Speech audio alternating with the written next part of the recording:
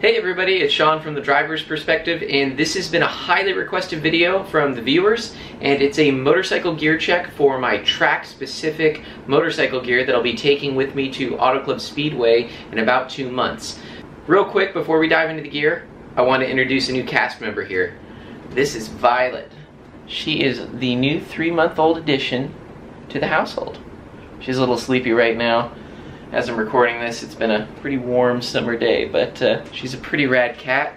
You'll be seeing more of her in these videos, I'm sure, but let's put the kitty down so I don't get mauled and dive into it. Starting with my helmet. I'm a bit of a helmet snob, I'll admit it.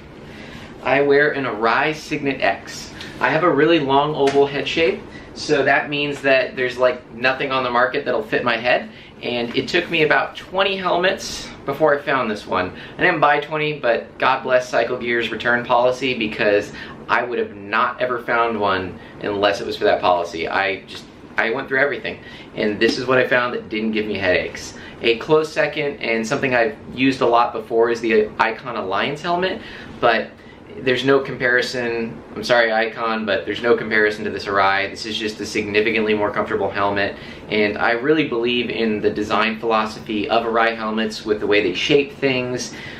They have this thing going on. It's simple, it's not super fancy, but it gets the job done. So, highly recommend Arai helmets, both for motorcycle and automotive stuff. They just last a long time, and they're really well made. You can't beat handmade in Japan. This is the Gamma colorway in the frost black and matte white with the silver kind of iridescence. Really cool paint scheme on this. I love this helmet. Can't say anything more about it. Moving on to the suit, this is a older Alpinestars CR. I think that's standing for Club Racer suit. There's no external sliders on it, but it's heavily perforated. I really like this suit. I got it from Revzilla probably 6 years ago now. I've gone to a couple supermoto schools with it, so it's got a little bit of dust and stains on the white leather, but this has just been a great suit. The liner's removable, and at the time, for the price point of this suit, that was a huge feature. It's got nice GP armor in it. I've definitely gone down in the dirt with this guy, so it's a really nice suit.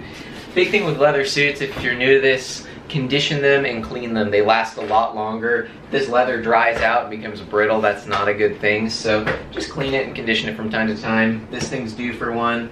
It's been a little while. I don't really wear this that much on the street anymore. I used to a lot more when I first started riding, but it's not comfortable. It's like 20 pounds. It's a one-piece suit, so when you get to your destination, you know, kind of look like an idiot. So I'm not a fan of riding in one-piece leather suits on the street. If you have a two-piece suit, that's a different story because you can unzip it. This thing is, no, it's cumbersome, that's for sure. Eventually, I'd really like to replace this with a Tech Air suit and the Tech Air race airbag system from Alpinestars. I'm a big believer in safety equipment, and the fact that that's available at, it's expensive, but I consider it a fairly reasonable price point considering the technology. Definitely want to add that to the repertoire of gear that I own. So this may be going for sale, so when you guys want it, let me know. These are just inexpensive impact shorts from Cycle Gear, the Bilt brand. They have some extra hip armor right here and some tailbone protection. It really hurts when you fall if you don't have anything protecting your hips or your tailbone. I've definitely heard that when I was younger mountain biking, so I think these are essential to wear under the suit. These are Alpinestars SP8 gloves. These aren't really track gloves. I got these for the street. They have a nice slider on the palm, some microfiber-ish material on the palm as well. I don't know if you can see that. Super comfortable street glove. They don't have a double Velcro closure though on the wrists, so these, I don't think that they'll allow you on the track with these. I definitely wouldn't go on the track with these, so these are getting replaced with some Alpinestars, probably the GPR gloves, some mid-range glove. I don't need the crazy race glove, but definitely something more beefy than that. I like Alpinestars race gloves better than the Dainese ones, but I tend to like the Dainese gloves more than the Alpinestars gloves for street use. So I kind of mix it up. It just so happens that most of this gear is Alpinestars. It's just what's comfortable, and for me that's most important. Inside I have my big back protector.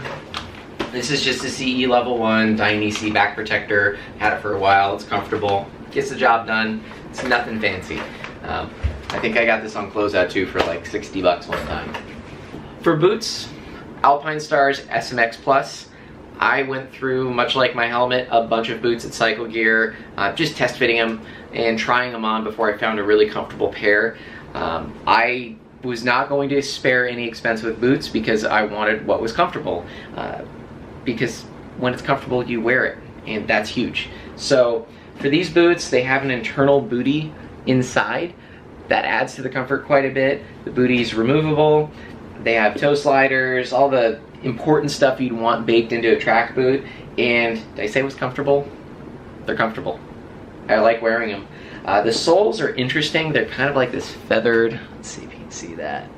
It's like a feathered bottom. They actually have a lot of grip. I was worried it wouldn't when I was in the store looking at these, but super grippy on the pegs and super grippy on the pavement so you don't spill your bike and look like a fool in the parking lot, which, again, nobody wants to do. Okay, so that wraps this video up. I hope you enjoyed this gear breakdown, and if you want to see more of these, leave a comment below and let me know. I have a bunch more street gear I can go over. I just picked up a new jacket for the summer months, so if you want to see this sort of thing, I'm happy to do it. It's kind of fun talking about all the gear. I'm a gear geek at heart. I spend many hours on Revzilla and at Cycle Gear looking at gear because I love it. It's kind of a fun part of the motorcycling world. So until the next time, I'm Sean with a driver's perspective, and let's keep this channel growing.